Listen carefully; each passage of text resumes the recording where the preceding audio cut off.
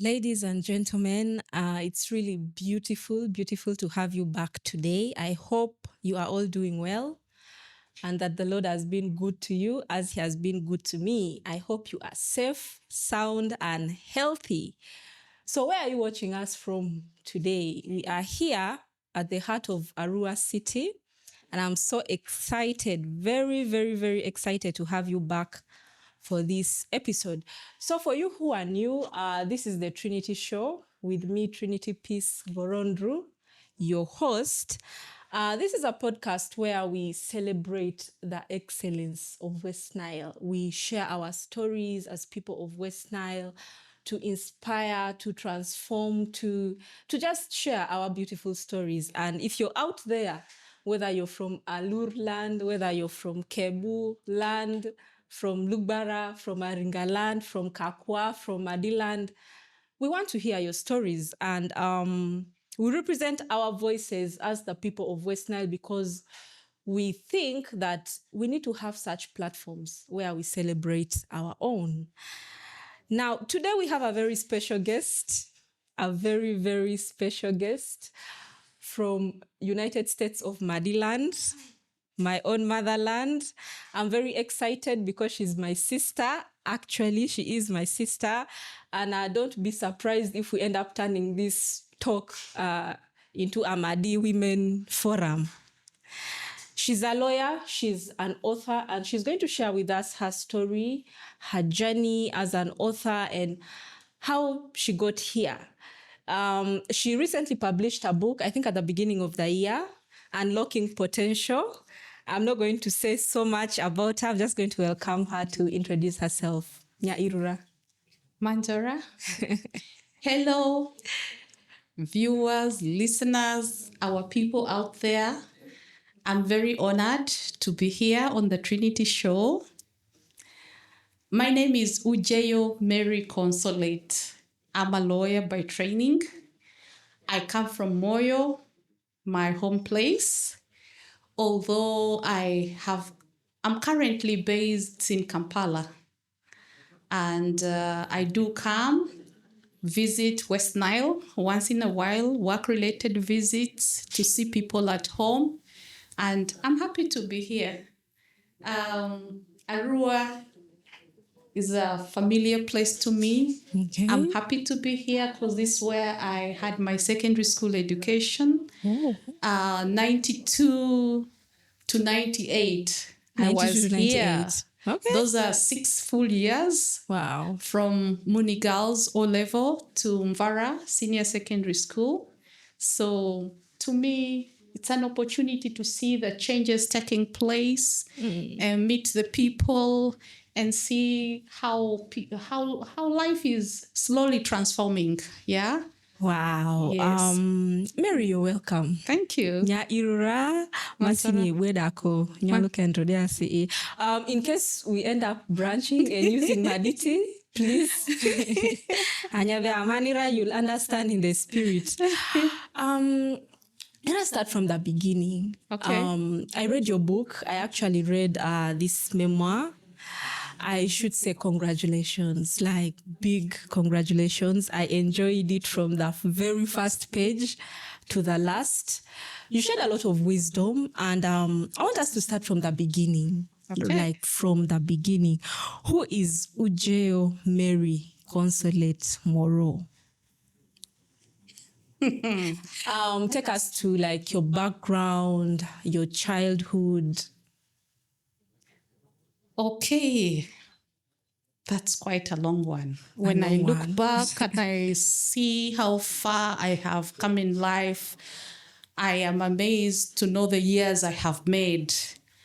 And I'm both surprised but very grateful to God because it was just like yesterday when I was a little girl trying to make sense of my surrounding, myself, finding meaning and purpose along the way and how to fit in the bigger world. But apart from the name, Mary Consolate Ujeo, I'm a married person today.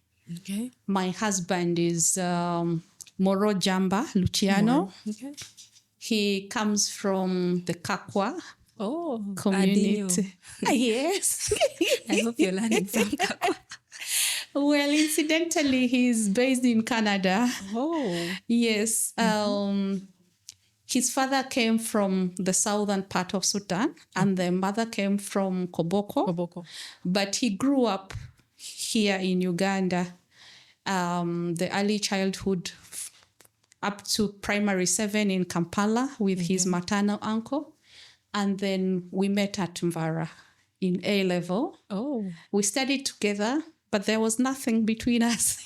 We even shared the desk together. Oh. Yes, but it was hello, good morning. And everyone was focused on their studies. And 17 years later, we meet again. And then friendship begins, and it resulted into marriage. Wow. So, I got married 10 years ago now. This year I marked 10 years. Oh. We have a daughter. She's called Sura Gabriela Letitia. She's making 9 next month. Okay. She's 8 right now. So that is me. We've heard about your daughter, and we're going to come in there a little bit, like you're going to tell us the story of probably how you met your husband. We're going to come in and really get the details. But then I wanted us to go back to your childhood. You said you were born in Moyo, raised in Moyo. What were the circumstances that, that led to you and that surrounded your life during that time? Okay. My parents are from Moyo. Okay. But I wasn't exactly born from Moyo. Oh. I was born in Kampala. Okay. And to be exact, I was born in 1977. 77. Okay. That found my parents at Makerere University. The great Makerere. Yeah. Those years, it was such a pride to be a student at Makerere. I can just imagine. So my father was a second-year student of chemical engineering. Chemical engineering? He was doing chemistry, industrial chemistry. Oh. And my mother was a law student. Oh. Yes. Although they came from Moyo, they got to meet from Kampala. Okay. And imagine they came from neighboring villages, Adua village and Bessia village. Yeah, just adjacent to one another. Yes. But it was during their HSC, the higher school certificate, the equivalent of our current A level that they were doing in Kampala. My mother was in Namagunga. Wow. Yes. And my father was in King's College, Budo. Those were the schools of those days, and up to today. They are the top schools in the country. They had excelled in their O-level studies from Sacred Heart. My mother did her O-level from there. In Gulu. And my father had done from Nyapea, St. Aloysius College. Those days, those were the schools from West Nile. So they met during a social in Kampala for their schools.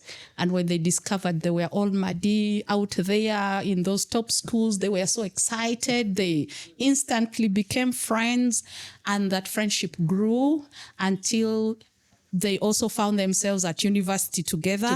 Having passed. In Makerere. Yes, in Makerere. And that friendship, I think, got deeper, and something came out of it. Yeah?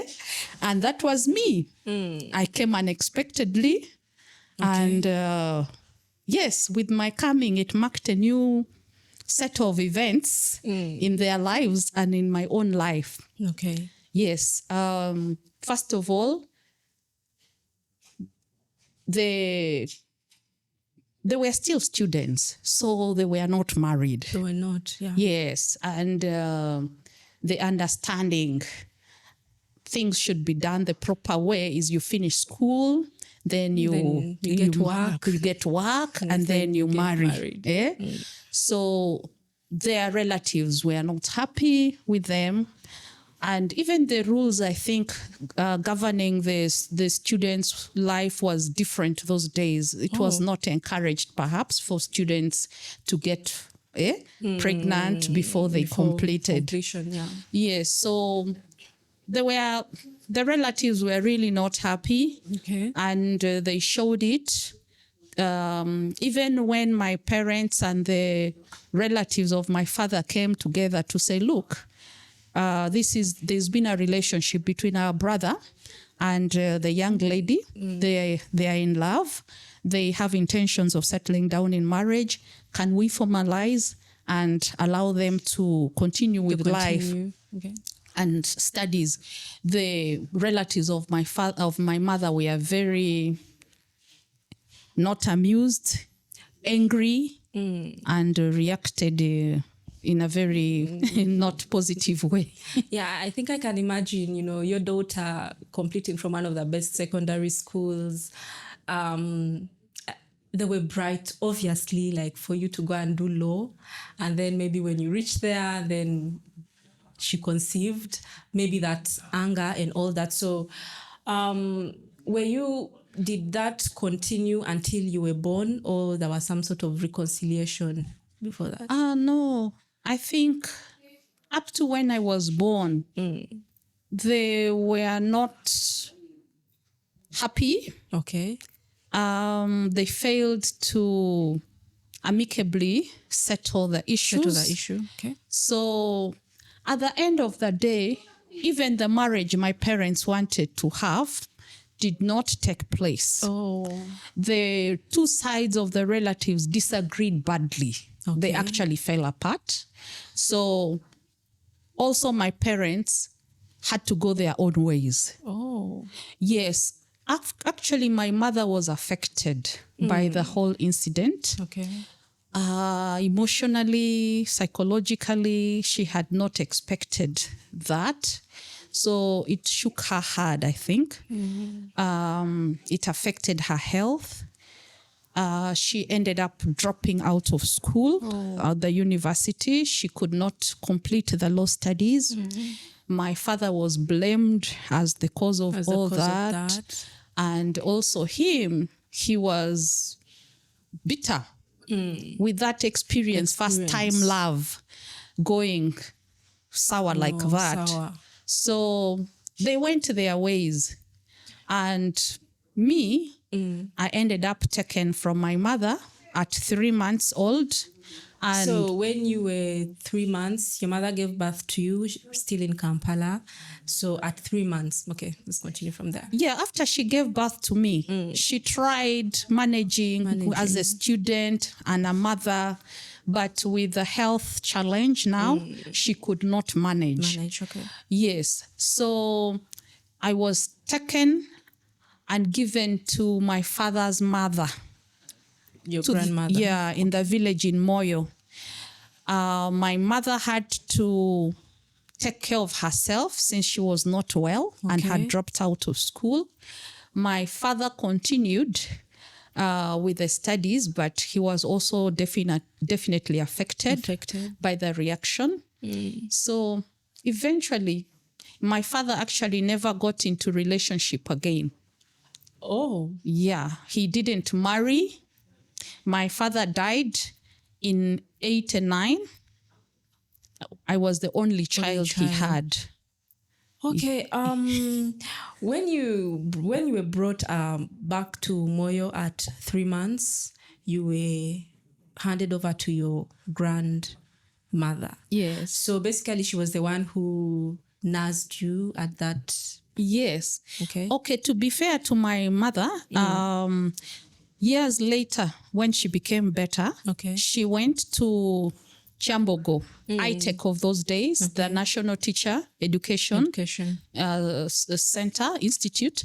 So she did a diploma in education. And then years later, she went and did a degree on mature entry. Scholarship from the government. So she worked and retired as a secondary school teacher. Yes. Wow. But now to the village where I was taken, my grandmother Sura was the one who received me at our Dua village. That's where my father's village was.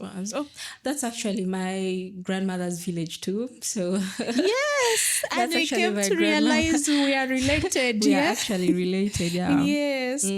So how was life, being a child, being raised by your grandmother? Usually we are told it's common in Madi that children who are raised by grandmothers usually they become very stubborn because they are spoiled.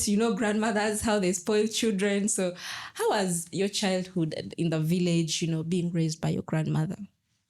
I think my grandmother really embraced me as that baby Okay. of her own. Remember, my grandmother had given birth to 4 sons. Okay. She was the 4th and the last wife of my grandfather, Matia Aturusi Nyarunga. He was the one who started the Oruba clan and the Besia village. Okay. Yeah. And he was living with my grandmother as his favorite wife. Yeah. Yes. The last wife. The last wife. My grandmother was a very special person. She was a very gifted person, very loving, very hardworking, exceptional in her, ways that everybody who knew her remembers her up to today, years down the road. Wow. So she had the 4 sons. She didn't have a daughter. Oh. Yes.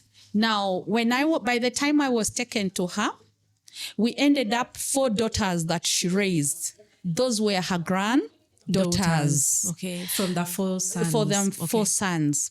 The first son, called Akuti Michael, he was poisoned. Oh. Yes, he was killed there at Adua village. But even people said to be relatives. They brought food for him, he poisoned, and then he ate and died. Oh. He left 2 daughters, Agatha and Abio, who were maybe 5 years and 3 or 2 years. My grandmother took over. Because their mother went back to their village in Pamoti. There was no one to inherit her. Yeah. And then I was taken in as the third child.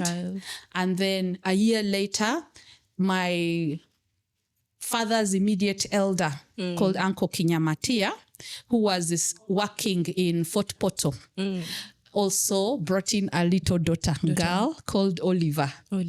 Yeah, so we grew up all together, being raised by a grandmother. By your grandmother. And she really loved us.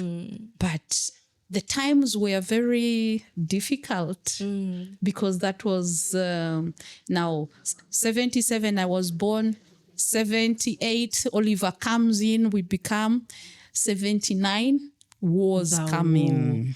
Okay, let's go back to the life, in the village, being raised by your grandmother and being 4 girls.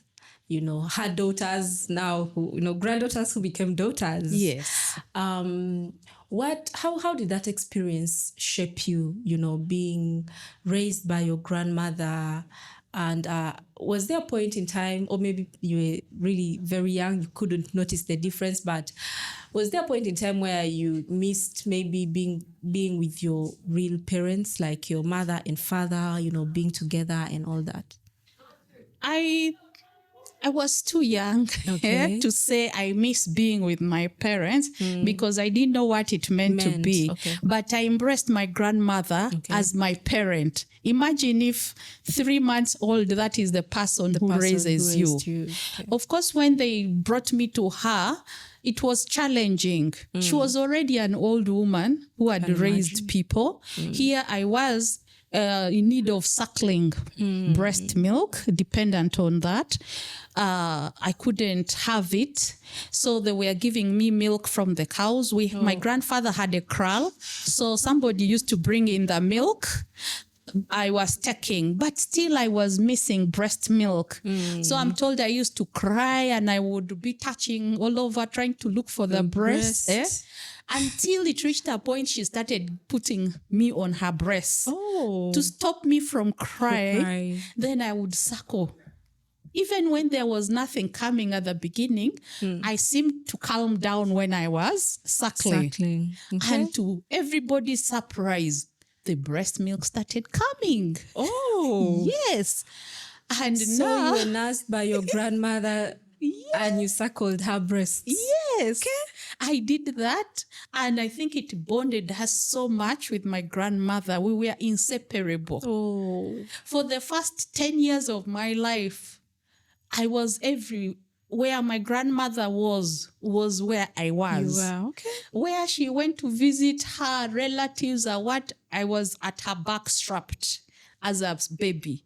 Then when I became a toddler and could walk, I would be running next to her, after her. Okay. So I ended up knowing very many relatives of her generation, which surprises many people. That even when I grew up, finished university, whenever I would go to Moya, I would go to visit the other old man, the other old woman. Her generation. Yes, but that was it. That gives us the background, and let's briefly talk about, because you 79, I think that's when the war broke out. And how was life then, during the war, being a child, probably going to that was Sudan then, not South Sudan. Yes. And then how was life, at that time? I should say that the 79 and 1980 wars in Moyo or Madi really disrupted life of the community. Okay. Not only our family, but everyone was affected. It came abruptly. The community was not expecting it. Okay. But now it turned life upside down because you had to run. Our people had to run to be alive. Because it's like the army, that was the Uganda National Liberation Army. Yeah, when Amin was being overthrown. It's like the guns were turned on West Nile and Madi. And for us in particular, they said the sons from the region had supported President Amin to come to power by being in the army. So now it's like we had to pay the price for the bad or wrong things he was said to have done as a president during the years he was in power. And even when the government was falling, because some of our people were in the army, they had to fight as Uganda army to keep the government of the day. So they were seen as the the people trying to perpetuate, what was. So when the army came to Madi, it was really with a heart to kill, destroy, and finish. And our sons who were in the army, our fathers, had tried to run away before to avoid being killed from Kampala, from south where the war was. And they took the route of home where they escaped into the Sudan and into the Congo. Which are the bordering countries. So by the time the army were coming, they really came with that heart to revenge on the people. So people ran, because if you didn't run, they were not going to spare you. They even had that belief, I'm told, that Madi used magic. So even if you see a grave, that might be a human being hiding. So please shoot to ensure that you've killed. Imagine that was what we were told those days. That was how bad it was. So people ran to the Sudan, the ones who could. First, we ran into the bushes trying to hide and escape, but we realized it was not sustainable. Where do you feed? What do you have for your comfort? Life was impossible. So people through the bushes made it to the Sudan. So at that time, it was you and the 4 sisters and your grandmother. Yes, and now our other relatives from the uncles and settled around Besia and Adua villages. People ran to the Moyo mission, Catholic mission. Okay. I don't know why, but the Madi believed that because the missions were still run by the white missionaries, at least they would respect. The fighters would respect such places of worship. And they converged there at Moyo Catholic Mission.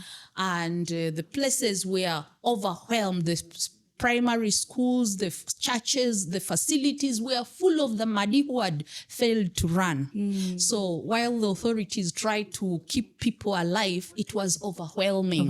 People were dying every day. People had lost all of a sudden your family, everything you've worked for. So it was too much. Maybe people gave up on the will to live. Every day, remember, people would be going to bury. There is a death every day. And then everywhere, killings outside of the mission. You know? So we had the priests going out with the seminarians it reached a point, the place was full of decomposing bodies. Wow. So they would just go and pour petrol, you know, and set it, ablaze to clear, because they couldn't bury. It was overwhelming, you know.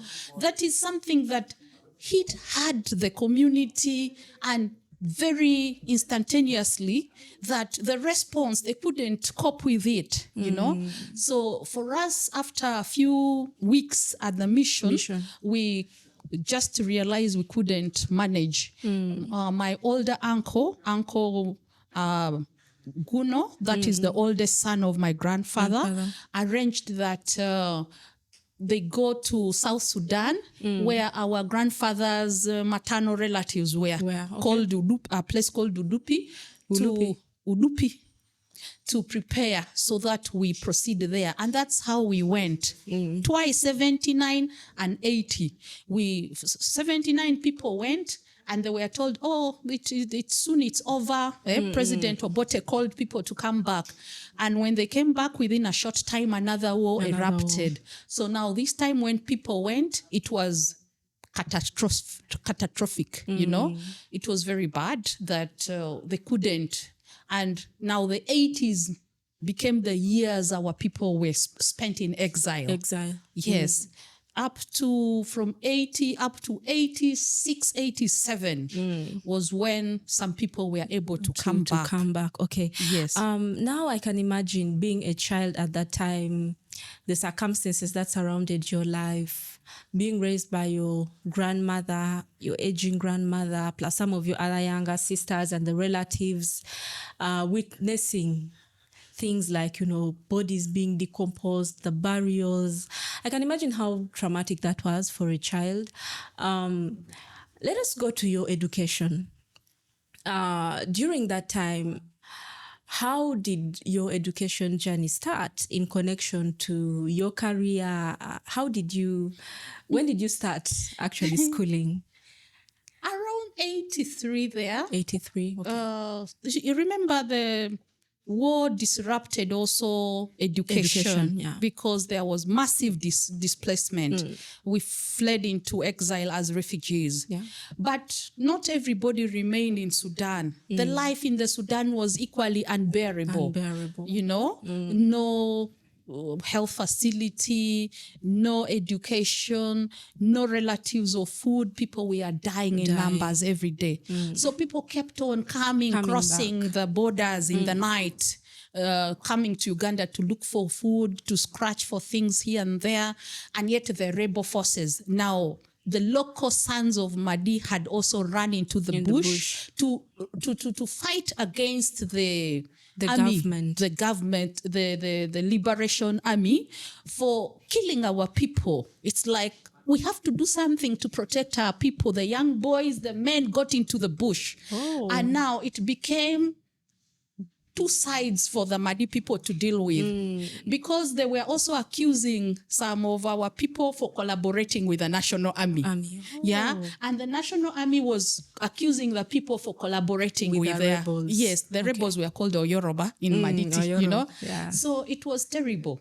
But by around 89 there, some people didn't go. They remained hiding at the mission, at the hospital, Moyo Hospital quarters, and there was kind of some patrol that would take place, although not very effective. And then that line of shops in Moyo town, Mm. Kerelu Crescent. Most people were there. Around there, okay. Yes, my grandmother also eventually was putting up in one of those places. They were renting. So school somehow began to open in 89 for the few people that were there, especially the mission school. Mission schools. Yes. Moyo girls. And Moyo boys, you know. So we joined there. Oh. How old were you by then? I was 6 years. Oh. Incidentally, it's the right age for going to P1. But I had never been to nursery. And I didn't know anything to do with studies, you know. So we were many. And it was a way, I think, also the church felt to keep the children busy and in a positive way. Yeah, we would write on the compound with the fingers in the soil because we didn't have books. We didn't know even how to write. The teacher would be there overwhelmed by us, you know. When we annoy her, she insults us. Look at them. They look like malnourished puppies. So we also didn't really like. But the good thing, they would give us biscuits at break time. Oh. The priests would do that. Biscuits. So, so we loved it and we tried to make sure every day we went to school. Go to school. Yeah. Okay, so you began your primary when you were 6. That was in Moyo Girls. Moyo Girls was Primary. it called Moyo Girls, Maduga? Now, Maduga is the place. Oh, okay. The chapel there is Maduga Chapel. But the school has Moyo Girls. Moyo Girls. Okay. St. Teresa, actually. Moyo Girls. Okay. Primary school. All right. So you were in Moyo Girls up to which level? We didn't even finish the year. Oh. Because eventually, when somehow the road opened up for people to start traveling, although risky, between Madi and Gulu and connecting to the rest of Uganda, and then West Nile here, coming to Arua. My uncle, Kinya, we were looking for our relatives, where our father and the one brother was. Because Uncle Avupi, who is the second born of my grandmother, was in the Uganda police and army by the time the war broke out. So they were the ones who had to run for their lives. He united with us and we made it to Sudan together. So when we came back, we left him there. In Sudan. Okay. Because he was still afraid they would be captured and something wrong goes on. But now my uncle Kinya and my dad, we are the other side. My grandmother started looking for them. For the other, for your sons father and my uncle. Okay. Yes. So I remember one time they sent my older cousin Agatha. By then she was in her early teens, I think, or mid there. She went looking for Kinya. She had never been to Masindi. She said she went by bus and then continued with lorry. Okay, so your grandmother needs to look for her sons. Yes. So she sends your Agatha, teen cousin. Yes. Agatha. Yes.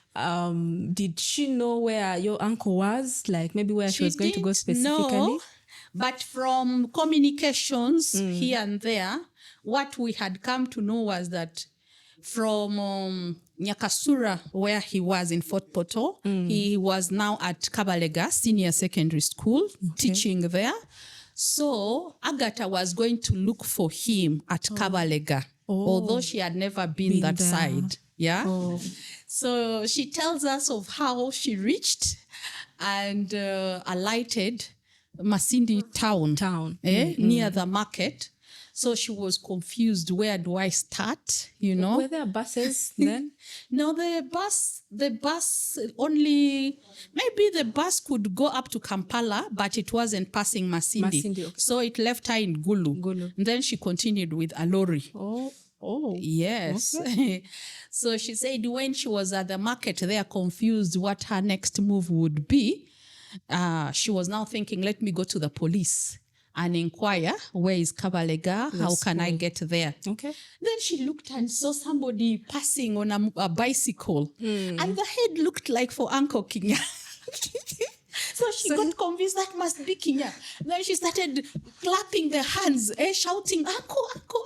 And everybody was surprised. But he hadn't heard, he was on the bicycle. He kept going, you know. So people all got concerned seeing this young girl acting like crazy, shouting. They tried to stop him, you know. So they pointed her to him. He looked and was wondering, who is that young girl behaving like crazy? So he rode backwards. Reaching near her and looking, it was Agatha.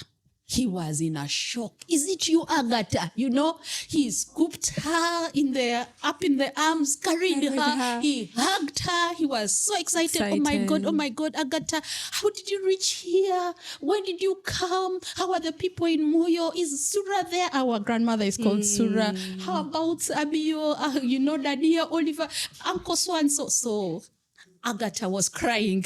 She was overwhelmed to see that this is uncle, and they were so happy to meet, you know. That was really the hand of God, I think so. Because she didn't know where she was going. She was even planning to go to the police station, and eventually she saw ahead that looks like the uncles. Okay. Yes, so that's how they reunited, and it was such a joy. They went to Kabalega Secondary where he was staying. She spent time with him for some time. And then eventually when she came back with a lot of food for us, nice things we couldn't believe. And then she said, Uncle is coming. And soon he came. And for us, it was like having a father for the first time. For the first time, I can imagine. Yes, it was such a joy.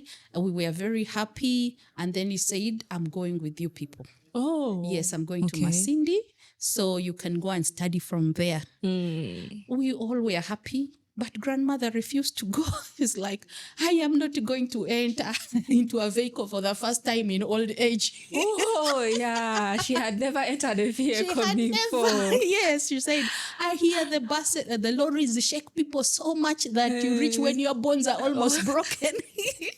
So anyway, for us, we went. We studied there. Masindi. We joined P1 again. Okay. And then before the year could end, Uncle Kenya was made principal of Moyo Technical Institute. Yeah? Yes. So the family had to come back to Moyo. And then even when we went to Moyo Girls again to finish the year, they felt we were not being serious. We were playing around with cousins and what. So they transferred us to Moyo Town Council. Or MTC Primary School. Okay. So that's where I did P2, P3, and P4. P4, okay. Before I left to go to Kampala.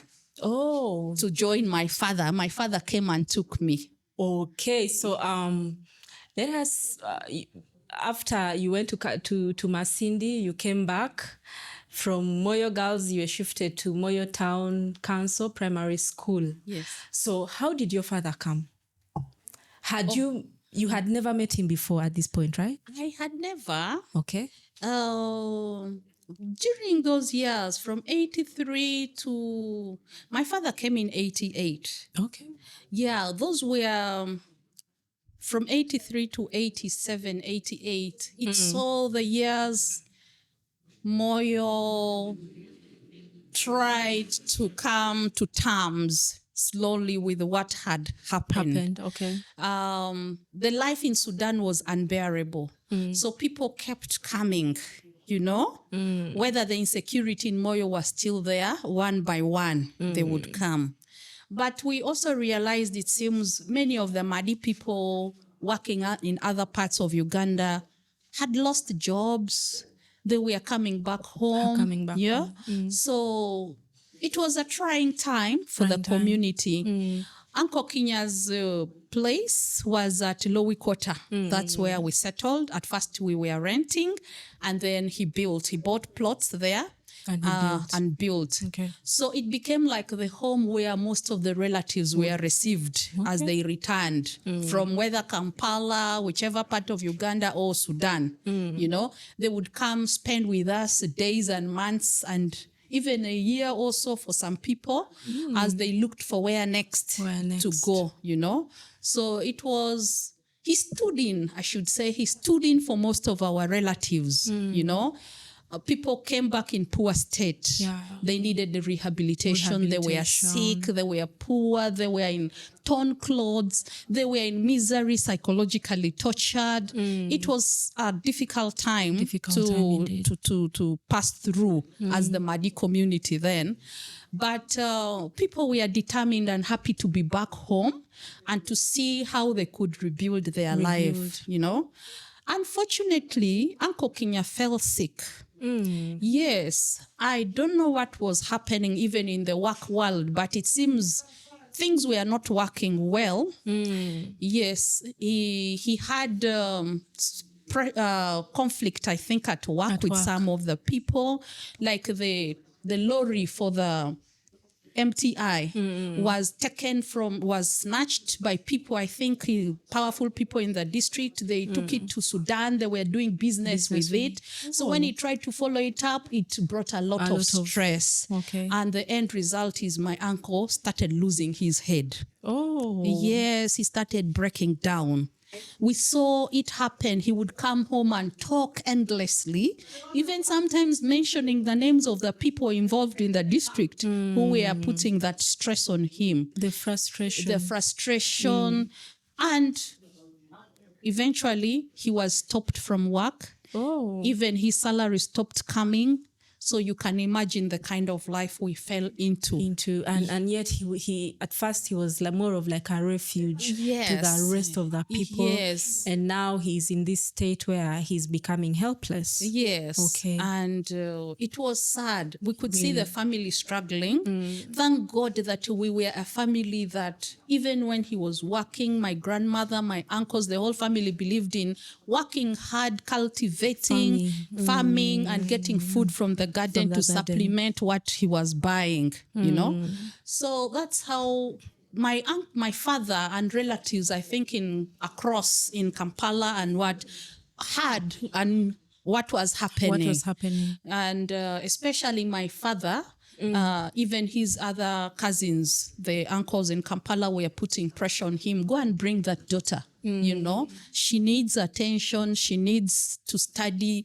So that's how the roads were not easy. It was not easy to travel. He risked to come by 88. And eventually he found me. I didn't even know him. I just one night heard excitedly my relatives talking, my grandmother, everyone calling Bera, with happiness. While I was sleeping, I didn't know what was happening. He had arrived in the night and announced, you know. So it was my cousin Agatha who ran to, Mary, Daddy, wake up.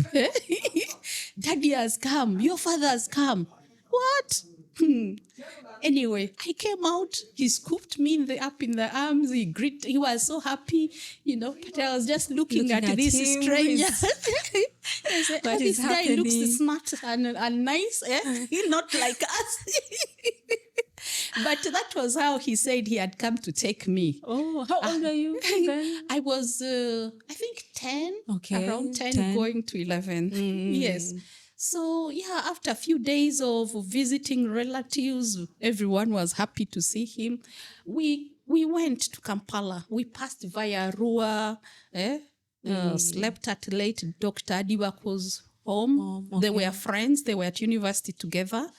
And then proceeded through Para, because that was, again, a very risky time. You couldn't pass Gulu because of the LRA incursions.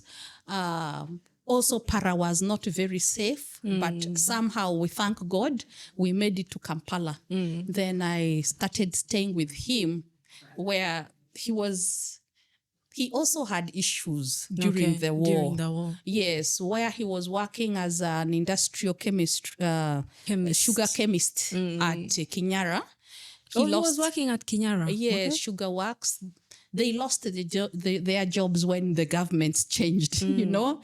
Uganda seems to have those political history of things going against certain people based on where you come from at certain times. So he left and took refuge into teaching in Kampala at the Uganda Matters High School, Rubaga. He was a chemistry and biology teacher then. Okay. Yeah, so we went and I was staying. I joined them in the teachers' quarters and joined Rubaga Boys Primary School there, where I was made to repeat P4. P4, okay. Yes. So you repeated P4 at Rubaga Boys Primary School. Is that where you completed your P7? Not really. Okay. I did P4, P5 at Rubaga Boys. Okay. I remember I came from the rural background where I can't say I had even grasped well how to read and write. I couldn't speak the English very well. Surprisingly, I was challenged because I had no other language to use with the people there. So I had to use the English. And the English in my head started coming out. You know, of course I would speak the broken, and the teachers would laugh. They wouldn't show me, but I could see the smile on their faces. But they encouraged me. And my teachers at school realized I loved to study. I had a weak background, like I didn't know the alphabetical order, those things. The first term I passed number 2 in a class of about 200 people. So the teachers knew that this girl has potential, but there are areas of weakness. So they started to help me in those areas. And my father made it the point we speak in English at home. Oh. Yes. So whether I didn't know how to speak the things, I would think about it in Madi and then turn it the other way, you know. But eventually it helped me to pick up very fast. And by the time second term, I started passing number one. And actually that was how it was up to when I finished senior 6 in the different schools I went to. I always passed number 1. Wow. Yes, but my father did not settle for less. He was that person. When I passed number 2 first term, he was like, what happened? Is this the best you can give us? Eh? Madi never failed. So at passing number 2, if he looked at me as a failure, I was challenged. And I didn't want him to respond like that again. So I think I worked hard, and naturally it also paid off for me. It paid off. Okay. Yes. So after and then after P5, my father suddenly dies. Oh, so just you had to stay with him only for a year? Yes. Okay. By P5, end of first term, on the day we were getting holiday, was when my father died. Oh. He just fell sick abruptly. He was getting treatment from Rubaga. You know, we thought it was malaria, as he had said. But the night before he died, in the night, he was having breathing challenges. So he asked to be taken to the hospital. One of his friends, the teacher friends in the quarters, Mr. Waiswa, took him, and he came back later saying my father was admitted and that he had come to take some of the things he needed. But in the morning, he would go to take breakfast and to other things. In the morning, he went very early the next day. He found an empty bed. And when he asked, he was told my father died after that, after he left, and the body was already taken to the mortuary. So you can imagine what it was when he came back in the morning. I was trying to rush out of the house to go to the school to pick my report card. And he said, wait, let's go back. That time it happened, Uncle Kenya had come and was staying with us in the same home. And he was also not very well. So Mr. Waiswa announces, I'm sorry to say this, but I have to say it, Daddy is no more. So it was such a bad shock. I screamed. I couldn't understand. I couldn't process.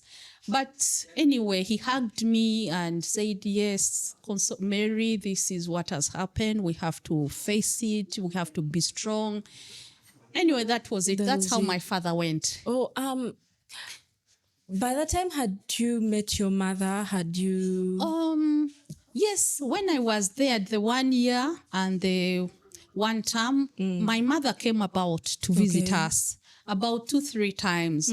She would spend time with my father, the sitting room with us, conversing, and then go away. That time she was teaching in Ginger. Okay. Yeah, so I knew, but that was what happened. And then I had an uncle, my father's cousin and friend, older than my father, Uncle Sele William. He was working with East African Post and Telecommunication. They were staying in old Kampala, Bakuli area. So even when the night before, I was thinking after I pick my report card, I'd go to Uncle Sele and tell him Daddy is sick. Because I don't know how to take care of him alone. With Uncle Skinya also sick. But now when he died, you know, that again, we had to go to look for Uncle Sele. I knew his home. I knew the 2 children who were in old Kampala primary and secondary.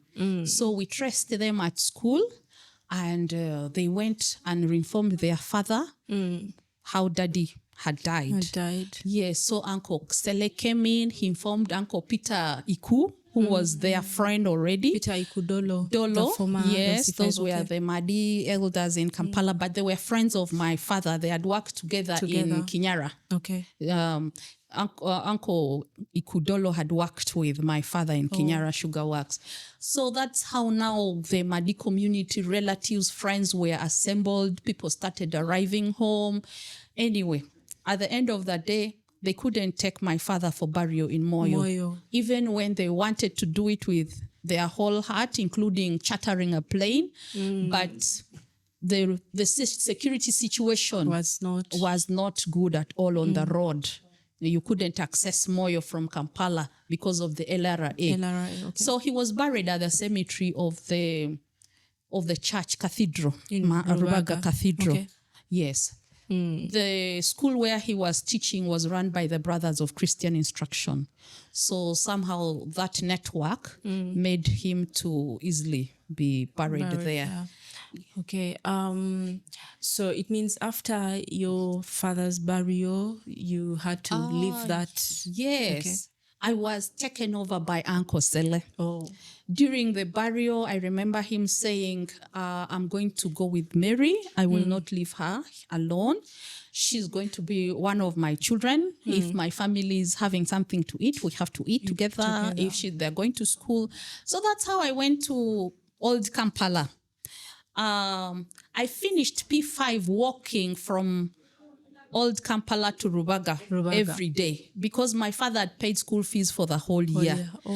Yes, but when I finished, then he transferred me to old Kampala primary where his own children were. Yeah, and it was near home. So this time it was easier. On me. Yeah. So I finished there P6 and P7. Okay. Yes, and yeah, unfortunately, Uncle Sele also falls sick when we're in P6. You know, he all of a sudden started being unwell and his health started deteriorating every time. He would go to hospital, come back, relatives would come, check on him. He was a people person. He was a person that gathered Madi community together. His home was like a center where friends, relatives, and colleagues would always be. And to our surprise, he now got bedridden. Yes, by the end of my P6, the situation was so bad we would not know whether the next day Daddy would be alive. And one of those days, around January, February 1990, I was in P7. He just passed on. Yes, it was really a blow.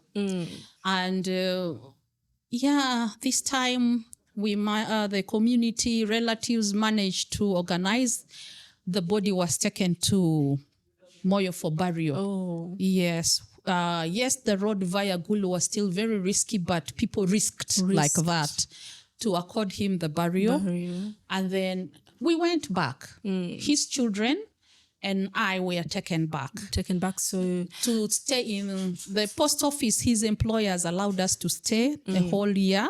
Okay. that he was a long-term employee and worked very well. In appreciation, they didn't want to disrupt our studies. Studies, So okay. they gave us that 1 year to continue. Continue. Yes, and the school, Old Kampala Primary Management, school management, allowed us to study without paying school fees. They said he had been a PTA executive and served very well.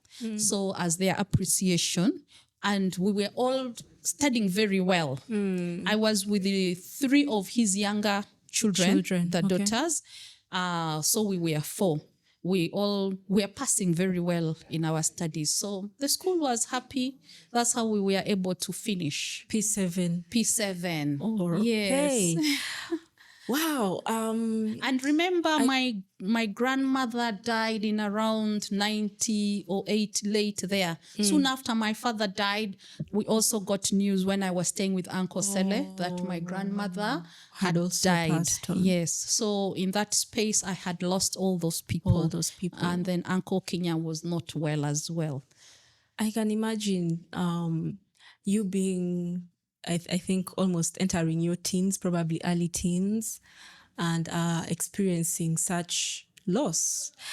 Meeting your father, for the excitement of meeting him, and only being able to be with him for 1 year, then you lose him, then the one who takes over also, and then that's how you completed P7. So how did you come to Arua?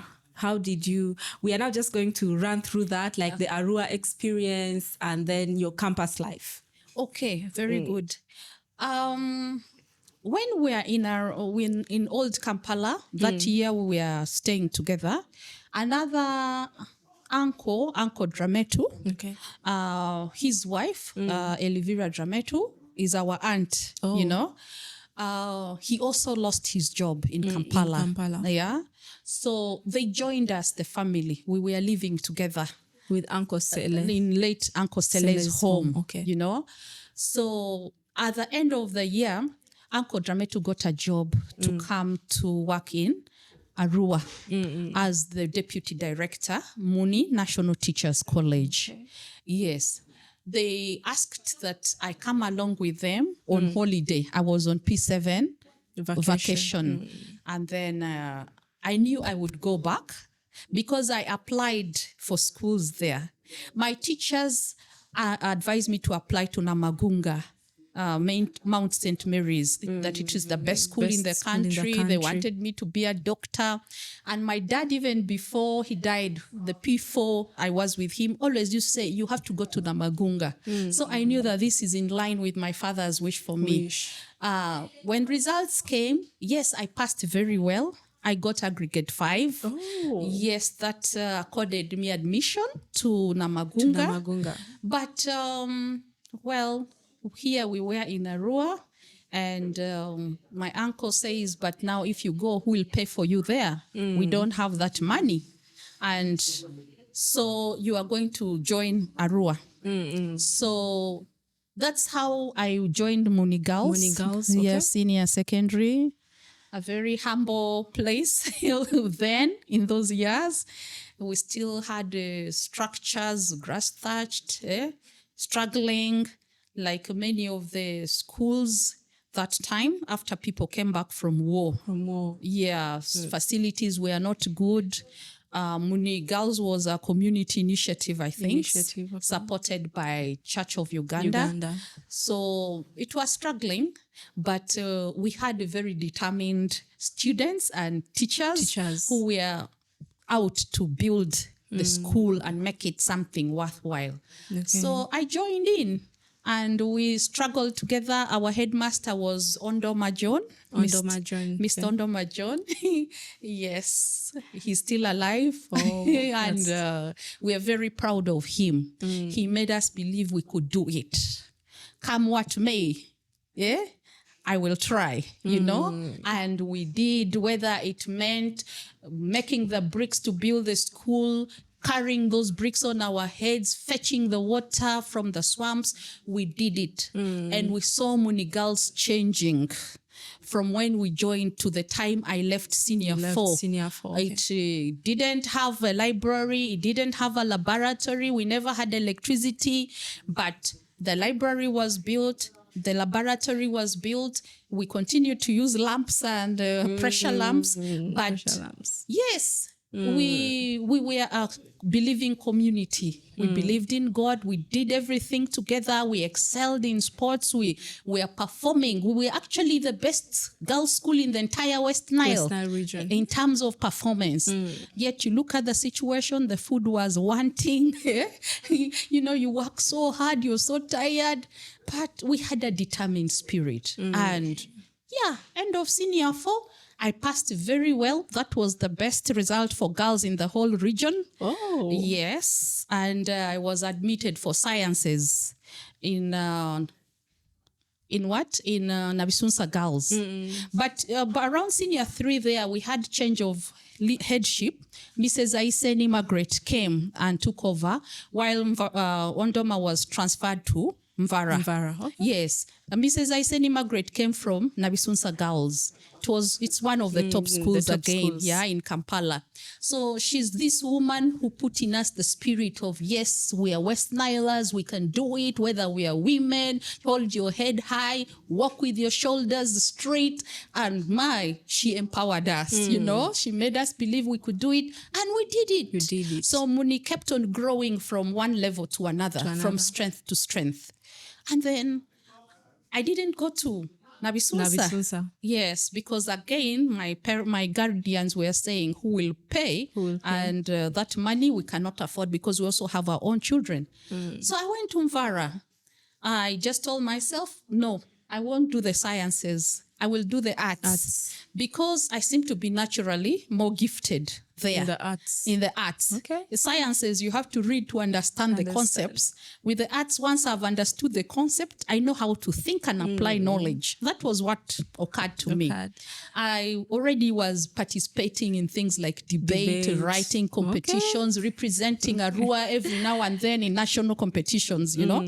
So somehow, YCS, that was my strength and love. It's an encounter that changed my life. The Young Christian Students Movement within the Catholic Church, which the schools all embraced, you know. It empowered young people with making the world a better place to live in and see, judge, and act methodology. So I was one of the leaders right from my school in senior 2 up to the diocese leadership in Arua when I was in A level.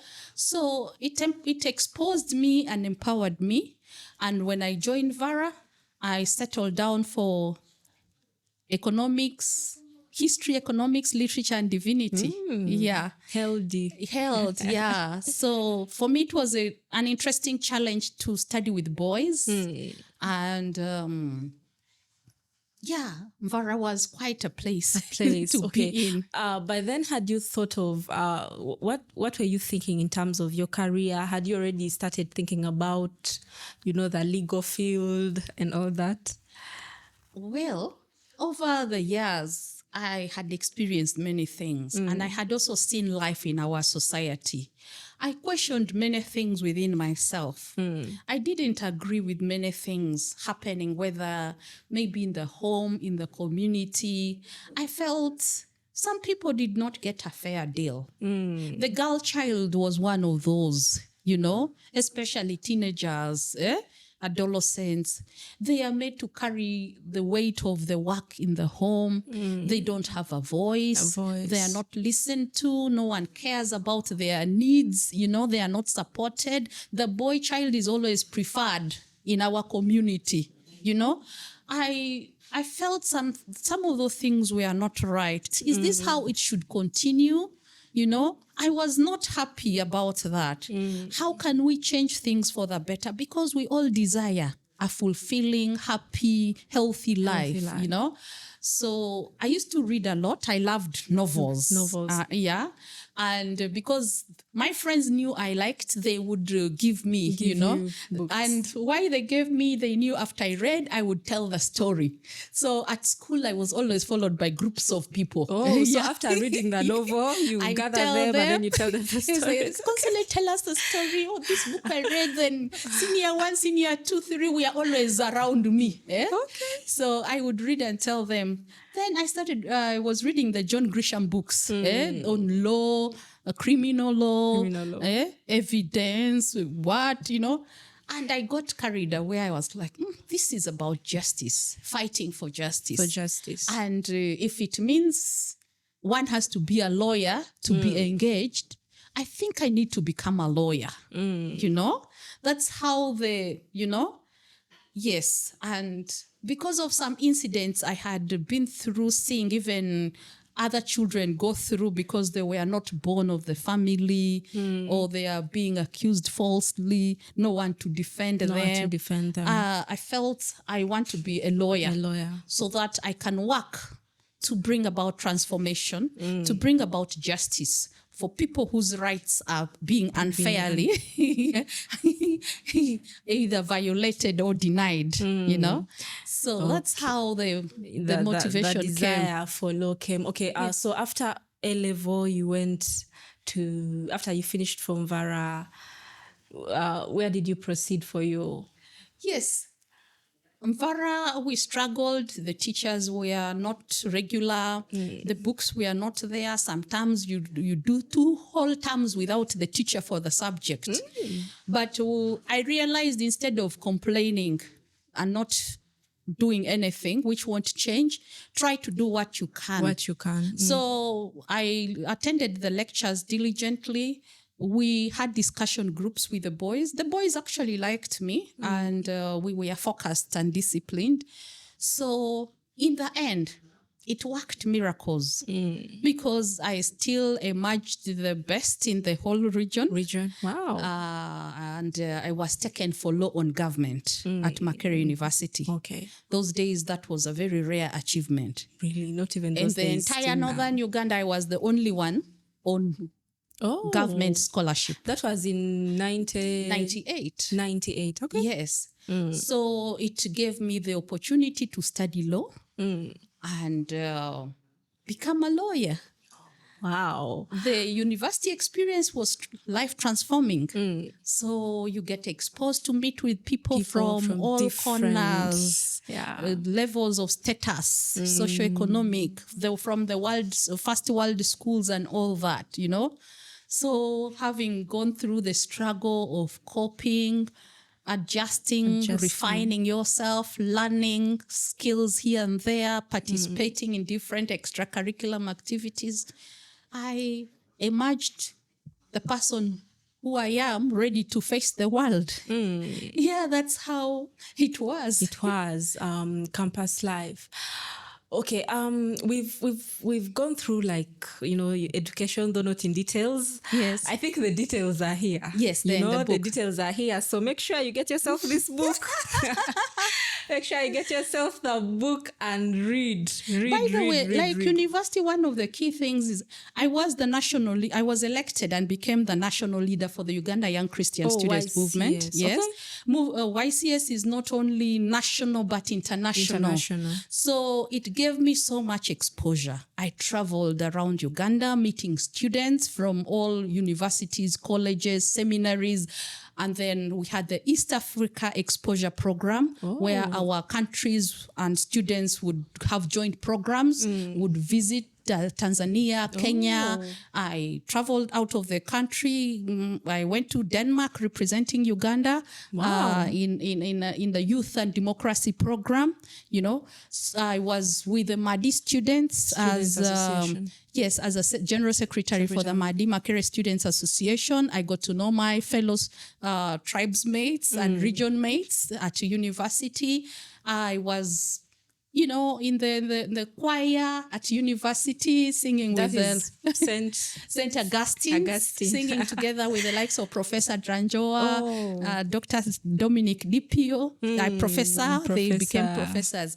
So it allowed me to grow. Social networks, know people, challenge myself to improve in areas of life. It was a great exposure. Yes. Wow. Let's switch a little bit to you being, I know we've dealt with, you being the Madi girl in the village, the war, and then your journey into, your law career. Let's switch a little bit. I know our time is almost up, but let's switch a little bit to you being Mrs. Moro. Okay. Yes, let us switch to that. All right. How did that, because you gave us a little bit of background, how you met in Vara. So I was like, we're going to talk about that, a little bit later. So yeah, I told you after 17 years of separating. After we finished senior 6, we then met again. Because I went to Makerere and studied to become a lawyer. He didn't go to Makerere. He was being paid by UNHCR. Okay. Yes, as a refugee student. So he passed well, but he didn't make it to Makerere. And he got a scholarship 2 years later. He ended up at the University of Toronto in Canada, where he studied his bachelor's degree. Okay. And then remained there to work and became a citizen. So we met during one of those times. He came on a work trip with his boss, Dr. Martin, Mark. Yes, a Canadian. And yeah, when the chemistry happened, we connected, we became friends. The friendship grew the whole year, And by the end, we decided, let's get married. So he came. We had both traditional marriage and wedding in Moyo.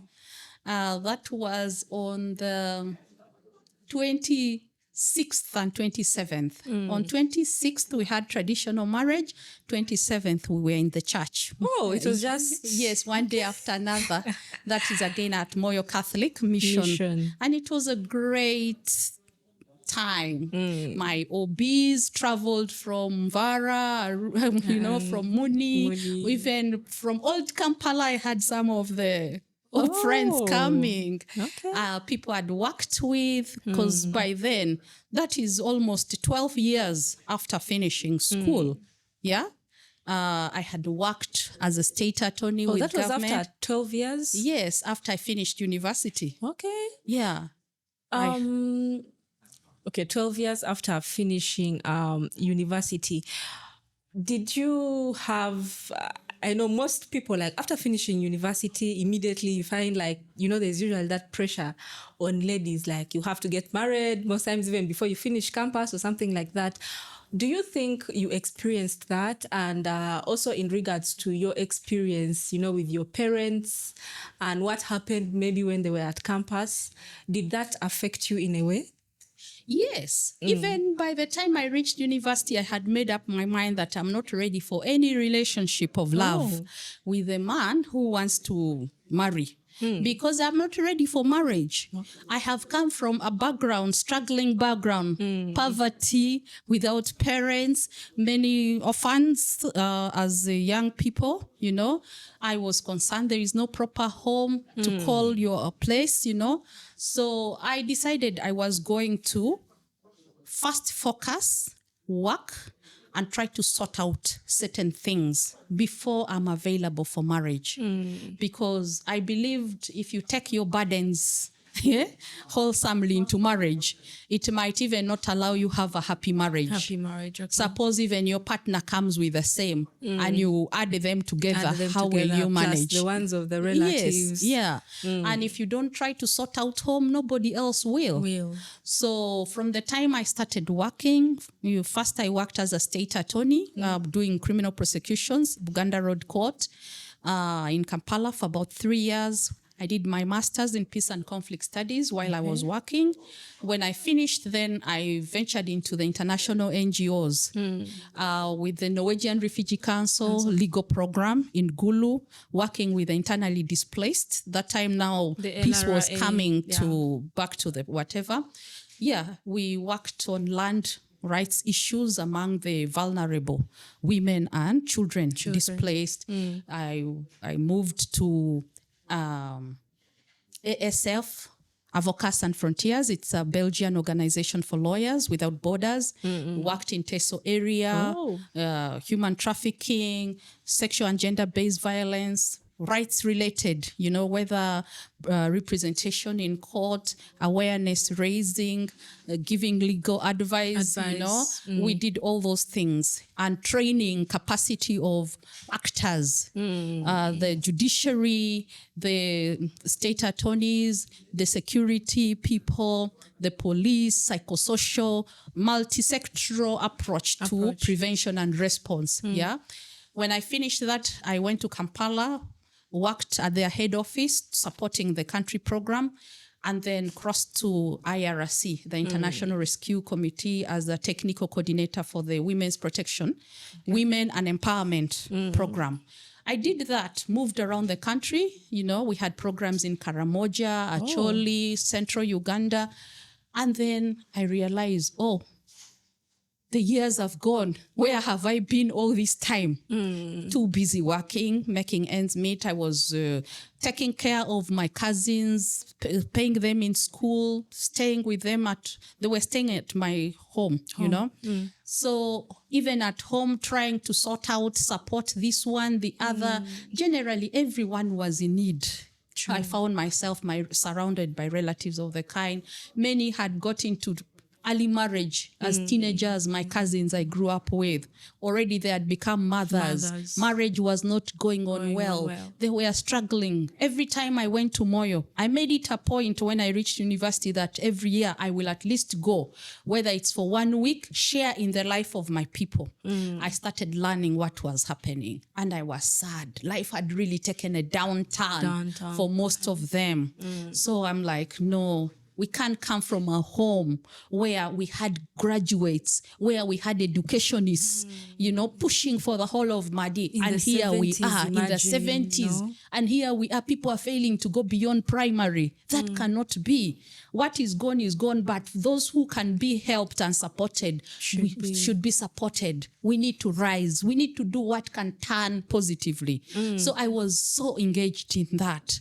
And by the time I reached 35, I was like, when did this happen? You couldn't tell how the years went. Yes, am I for marriage or not? Then I realized, yes, I've always wanted to marry, have a family of my own, but have a good family, a happy one where we are happy to belong, and children can find their place in happiness, feeling secure, provided for, protected, So I'm like, beyond now this 35, if I don't work straight, things will. Okay. So I made a drastic decision. I didn't renew my contract with NRC. Okay. With IRC. Yes, that was, I think, end of 2012. 2012. And I decided to go to Moyo. I was trying to build for us, but things were not working. You know how the things where you are working through others. The results never come. You are stressed and what. So I'm like, let me go and be available. Because what even had been started was poorly messed. It was very messed up. Father Grace Waigo has always been my friend. So I took him there since he knows a lot about construction. He gave me suggestions. We have to knock this, knock the other, redo this. It was so heartbreaking. But I was determined that, you know what, it can't be in vain. I have to see it through. We did that. We knocked, we what? I brought in people. They started working. I joined them physically doing the things. You became the engineer, the site people engineer. Would laugh at me and say, you see, she's defeated. We hear a whole lawyer from Kampala. She's here digging what? I just decided, let me close my ears and focus. Eventually, 2013, 2014, by the end, a transformation had occurred. The building came out nicely because I would be there like half the year, 6 months, go to Kampala, try to work with law firms, come back, do some work. But finally, we had a home. And that was in Adua, where my grandmother had raised us as little children at the beginning. When life began for us. So it was happy and nice to have a home again. Surah home. Surah's home. Yes. Where the rest of the people can now, you know. Come. So when I came back after, my cousins moved in, Agatha and the family, some of late Kenya's children. Okay. I lost my cousin Oliver, with whom I grew up along the way around 2010. She left behind children. The father disappeared. So I was all along also supporting those children. The children. Okay. So we came in together. It became our family home. It was such a joy to be able to share together and feel this is home.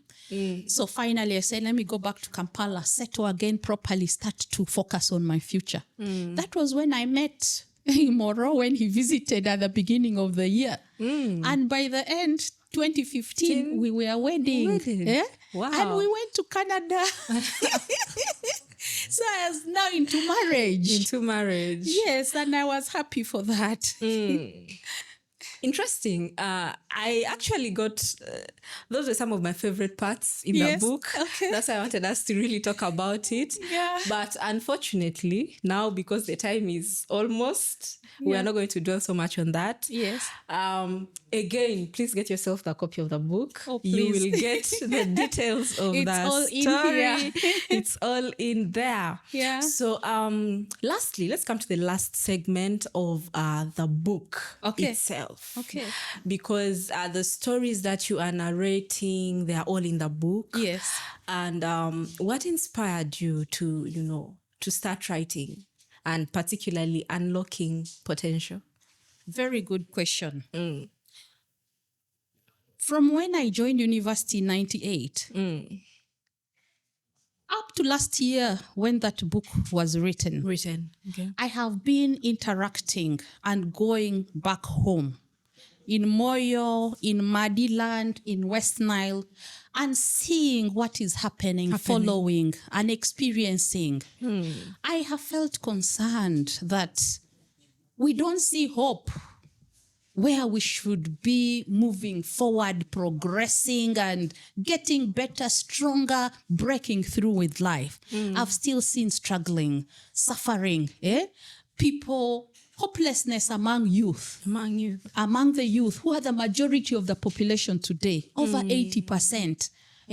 But you see, people dropping out of school very early. Alcohol. I remember sharing that with you. Every time I go back home, you find that, the people that, some are even maybe younger, children, they all look way older than you. And, a life without purpose makes you age even faster than your actual age.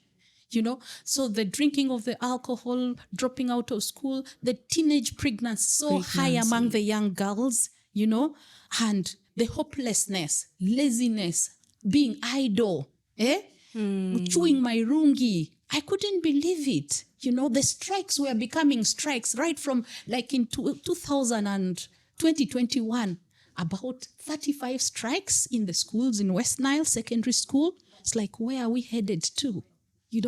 So and then I joined a community platform for the Madi, where the elites are, many of our elites. I listened to the conversations going on. I realized it was mostly lamentation on how things are not going on well. It was late Professor Dranjoa who took me onto the platform because she was our patron at university, and we have collaborated or participated together on efforts of empowerment. How do we help the women, the girls, the community? So I decided, so what after this lamentation and realizing the problem? We need to be doing something, but what can we do? So I thought to myself and reflected. Then I'm like, maybe let me try to share with them, take stock of my own life's journey, how it has been to reach from where we started to where I am today. I can say my life is so much better than where we started, and I never knew I would be here in life, you know. So can I put my journey of life together, share my own experience and what lessons from what I have learned, whether through school, through studies, and through exposure and working? Can they learn something? And it's what led me into writing this book. It is my first book as an author, you know. I challenged myself to do it for the love of my people, hoping that I will speak directly to the readers, especially the young people. They will draw inspiration, feel challenged and encouraged to do better for their lives, to unlock that potential which I believe we are all endowed with as a gift, know, to ask themselves if so and so could do it. Consolate, who came from Moyo, who was the product of the war, born under these circumstances, raised up in this way, you know, who has been in Arua, passed through these same schools we are in. If she's able to reach where she has reached, can't we also? What should we do? Can't we refocus? Can't we give it our best and take charge to influence the results favorably for ourselves? That's what I wanted to communicate, and it's why I wrote the book. I came across the book donation initiative where these books you plan to, you know, have them distributed to the school. So how is that going, and how can someone, you know, support that initiative? After writing the book, which the readers have appreciated greatly, the people who have read it have all given positive reviews saying it's the right book for us in West Nile, in Madi, at this moment. The next question has been, how can it reach the hands of our people? To whom it is supposed to be speaking. The general issue here is people complain no money for buying the books. And the reading culture is very poor, I realized. A number of people have bought this book already, by the way, but they are outside the sub-region in Kampala, where I am, and the like. So I thought, how can we come together as a community of like-minded people that really want to see change and transformation take place in our community. And sub-region? Because when I was publishing this first book, it's very expensive to publish books, you know. I reached out to our community and said, are there willing people that would like to put in something to supplement what I have, you know? So it was a fundraising drive. And my people came out, you know. They paid for 1/3 of the costs involved. And that made a difference. In a community where people are used to paying mainly for parties, funerals and what, it was a beginning for me of uniting for a cause that is long-term transformation and development. So again, this time I have decided to reach out to say, we need the book in the hands of our people. It needs to reach the schools, where maybe from the library, a person from a poor family also can have a chance to read and get something out of it. So we are running a drive. We have a platform, a WhatsApp platform, where people put in money in the name of the school they want the books to go to. So at the end of September, we shall be able to get the books together, and based on how much has gone into the account of each school, we are recording all these things systematically. Then the books will be delivered to those schools. Then we encourage them to read from October to the end of December. We want to have book reading competitions. So that the students can share with us what they have got out of the books from primary, secondary, vocational and university. Share with us, tell us. It is a way of ensuring they have internalized what is in the book.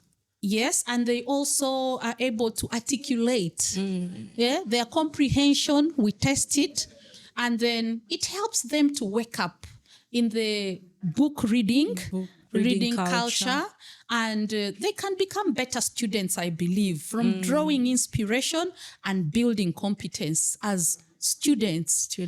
Yes. Wow. So, ladies and gentlemen, as you've heard, we've talked about the book and even the book donation initiative. We are going to share the contacts of how you can actually participate. You know, we need to encourage such initiatives so that I know we are used to, parties and all that, but we need to shift our mindset in that when transformational initiatives like this, we really need to come in, with even more vigor.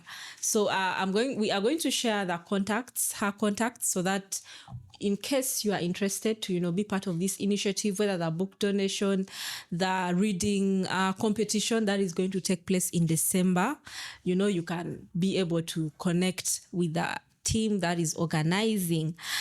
Thank you so much. This has been a great discussion. So as we wrap this up, do we expect any upcoming books from you? Oh, yes. Okay. People say once you start writing, you can't stop. You can't stop it, There is so much to say for our community. But there is a second book already being published. Okay. We are going to launch it at the end of September. Wow. Even this first book doesn't only talk about me. This book will give you a sneak peek into the community, the Madi community, the West Nile community. In the last 150 years, how it has changed. Things have changed. And how it has required us also to change, to be able to take charge of our lives better. Now, this second book is titled The Madi, A Legacy of Struggles, Leadership and Renewal.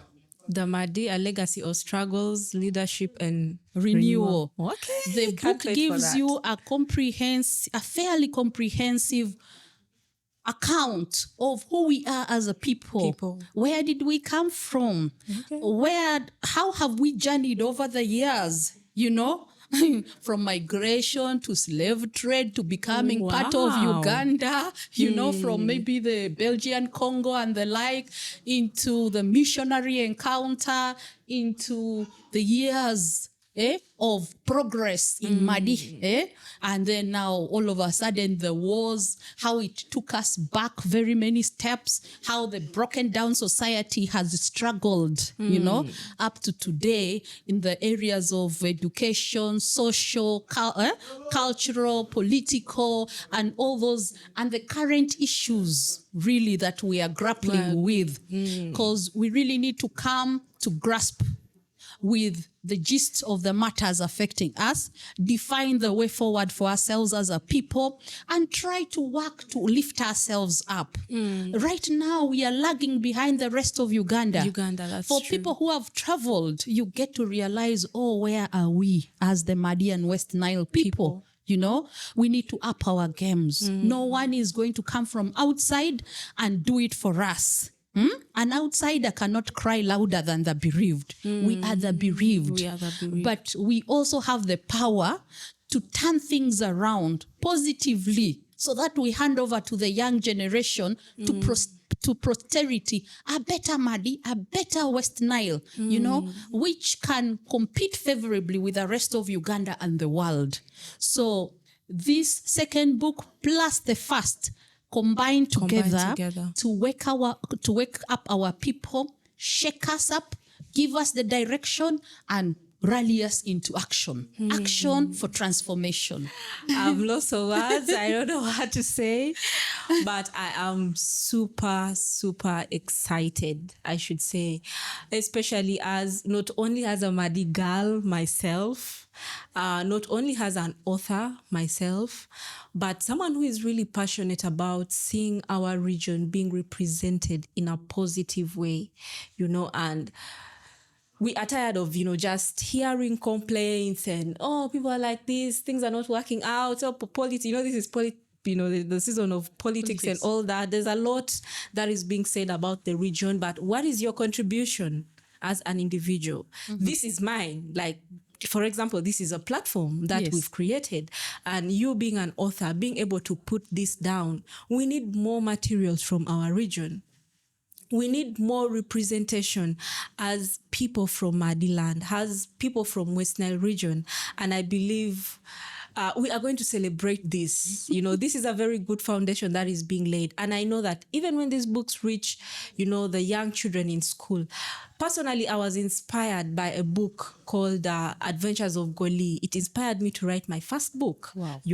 because I got it in the library in Metro SS, Yeah. and I know that many are going to be inspired by this book.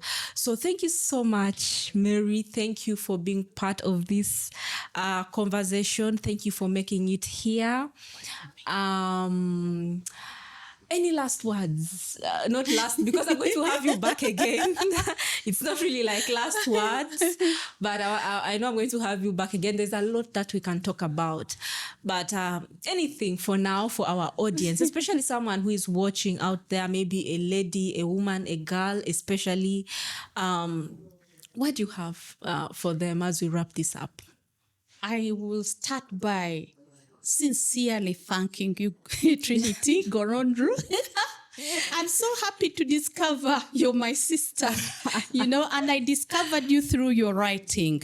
When I was in Kampala and I heard there's the young girl who has written the book Before Your Twilight Fades, and she was launching it. I was very happy. I missed the occasion, but when I reached Arua, I looked you up. Yeah, and I got to meet you. I got to get the book to read, and I was like, wow, I'm so happy because I was humbled to know these efforts are now beginning to pick up, especially from among our people in Moyo. Nothing good usually is said about coming from Moyo. But I also know that we are well-endowed people. We are gifted people, really we just need to turn the narrative, So thank you for writing. Thank you for this initiative to get our voices amplified. And I believe you are an inspiration too to so many out there. I implore our people who are watching the program to take a leaf and let's turn our energy into positivity. True. Together we are so strong and unbeatable, and we accomplished so much. Let this be the beginning of something phenomenal happening in our sub-region, in Madi, for higher heights, greater heights. Amen. We should be taking our people. Amen. Thank you. And wherever you are, believe in yourself. You can do it. I know you can do it. I believe in you. God wants all of us to make a contribution while we're here on earth. True. And when we give it our best, it is service to God and service to humanity.